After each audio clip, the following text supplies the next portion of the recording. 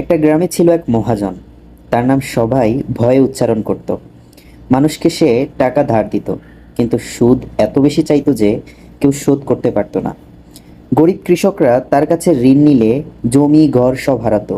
মহাজন দ্রুতভাবে কাগজপত্রের স্বাক্ষর নিত, তারপর গ্রামবাসীর সম্পত্তি দখল করত।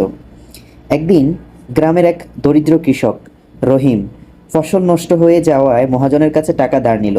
কিছুদিন পর মহাজন তাকে ঘর ছাড়তে বলল। রহিম অসহায় হয়ে পড়ল। তখন গ্রামবাসী এক হয়ে দাঁড়ালো, সবাই ঠিক করলো আর কারো জমি মহাজনের হাতে যাবে না। গ্রামের প্রবীণ মুরব্বী আদালতে গেলেন। প্রমাণ হলো মহাজন বছরের পর বছর অন্যায়ভাবে মানুষের সম্পত্তি দখল করছে। শেষে মহাজনের সব জালিয়াতি ফাঁস হয়ে গেল, সে কারাগারে গেল। গ্রামবাসী মিলেমিশে কাজ করতে শুরু করলো, আর কখনো কাউকে দুষ্ট মহাজনের কাছে মাথা নত করতে হয়নি।